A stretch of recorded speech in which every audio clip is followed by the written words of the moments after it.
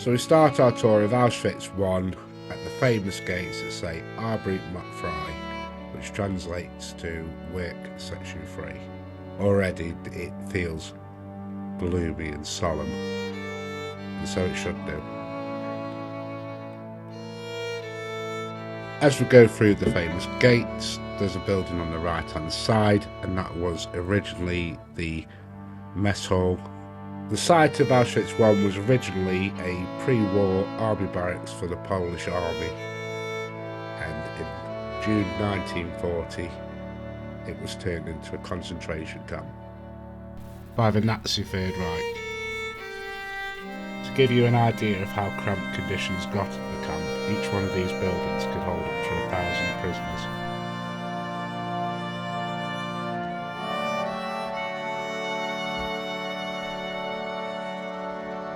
The longest serving camp commandant of Auschwitz was SS officer Rudolf Franz Ferdinand Höss.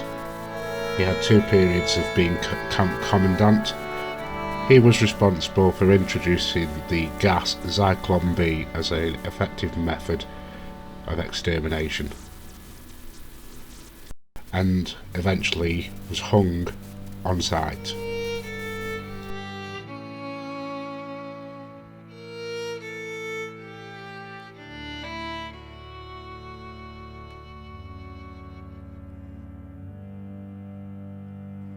You will never appreciate just the sheer scale of destruction that the Nazi Third Reich imposed on the Jewish population until you come here. You will never truly appreciate, even through this video, you will never appreciate everything that this site has to offer in terms of history. Lessons that can be learnt in spotting the signs of fascism, which sadly today we're in real danger of making them same mistakes again. I came here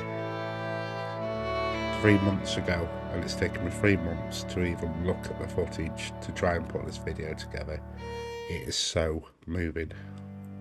I highly recommend anybody to go and have a long weekend in Krakow and take in the Auschwitz Birkenau tour. I'll leave a link in the description below on where I got my tour from, and it's literally pennies. I think I paid the equivalent of £15 with coach return there and back from Krakow. You really need to go, just once. And if you haven't already, please like this video, subscribe to the channel, and drop a comment on this video if you've been to Auschwitz or you're planning to go to Auschwitz. I read every comment and try and respond as soon as I can. It really helps us out. Thank you very much. Back to the video. So we're inside one of the buildings of Auschwitz I, and as you can see, there is lots of damage on the steps where it's been worn away. This was because the prisoners had to wear ill-fitting shoes, and often they were made of wood, so you can think about clogs, etc, etc. It's the Nazi loot that was taken from prisoners inside Auschwitz and Auschwitz-Birkenau. What you have to understand is that Auschwitz and then later Auschwitz-Birkenau was a killing factory. It was a factory where basically the Jews and the gypsies and the homosexuals all over Europe were processed like raw materials. Anything and everything that was worth any type of value to the Nazi Third Reich was taken. You can see on screen now that there is even prosthetic limbs, but shoes, gold, money, pots, pans, even the clothes of young children. Everything, literally nothing, was left. There's 2 areas of the museum that you're not allowed to film or record or take any type of photographs, and one of these is particularly harrowing, is the room of human hair. When you walk into the room, there's a roll of material that looks like Hessian sack material but this is actually made from human hair. There was a huge cabinet full, literally tons and tons and tons of human hair, and this was used to make material for carpets, for clothing, for bedding, for curtains, anything and everything that could be used was. But it is quite harrowing, and unless you actually visit the place and see it for yourself, you would never begin to imagine the sheer size of this killing operation. As we walk down this hallway now, we can see portraits of victims that perished here at Auschwitz. Males on one side, females on the other, and as you can see, they've all been basically dehumanised.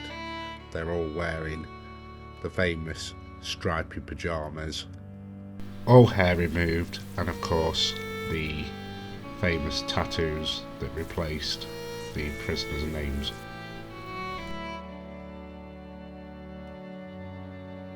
Historians estimate 1.1 million people died in Auschwitz and Auschwitz-Birkenau over a 5-year period. But what you have to understand is many of these people came off the cattle trucks through selection and were marched straight off to the gas chambers, and they were never even recorded as inmates at the camp. The guide that we had estimated over 5 million people were exterminated here on this site.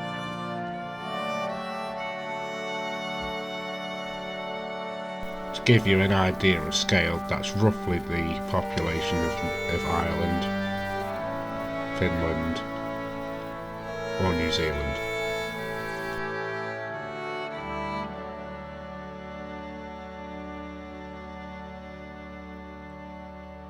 And you can quite believe it.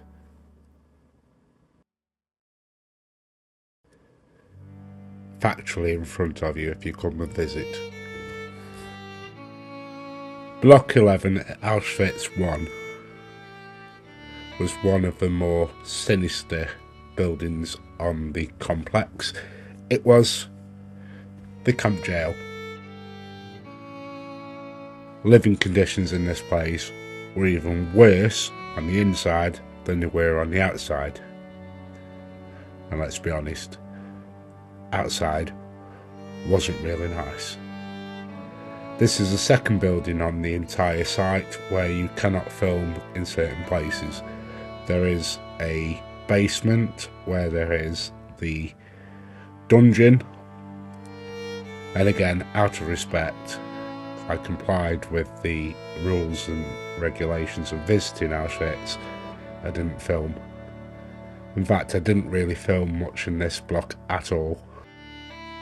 I just took some pictures and took some time to reflect, and I hope you understand. Between block 11 at Auschwitz and block 10 at Auschwitz was a courtyard. At the back end of the courtyard was a brick wall, and at the front of the courtyard was a brick wall with a gate. On the opposite side of the courtyard was block 10, and this is where medical experiments were carried out.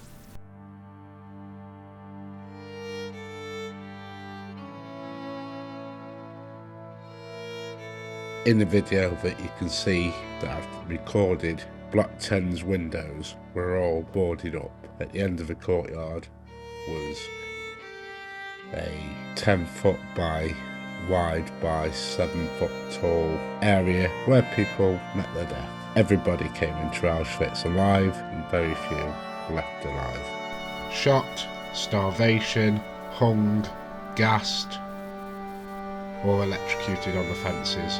There was many ways to die in Auschwitz. In 1943, the Nazis erected a permanent collective gallows. People were hung in front of the rest of the inmates as a way of intimidation in what was known as a collective execution. And this is situated directly opposite where the roll call, where all prisoners were made to stand in all weathers.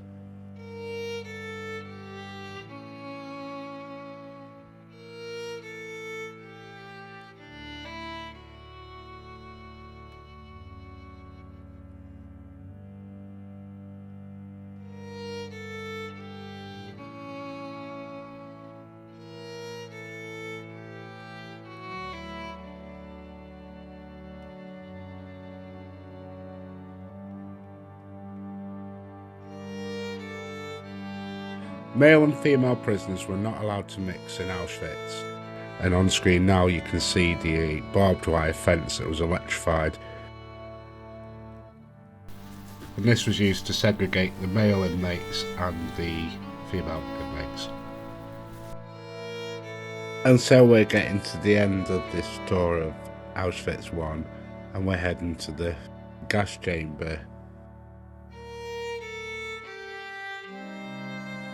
The tour of Auschwitz I wrapped up with a walk through the only remaining gas chamber across the entire side of Auschwitz Birkenau. I didn't take any video footage inside of the main chamber out of respect for all of those that perished in this small, cold room. And yes, you can see the scrape marks on the wall that were left by desperate people in their final moments. We then walked through to a processing room, followed by a room that you'll see on screen now that contains 2 ovens, where eventually people were cremated. Thank you for watching this video.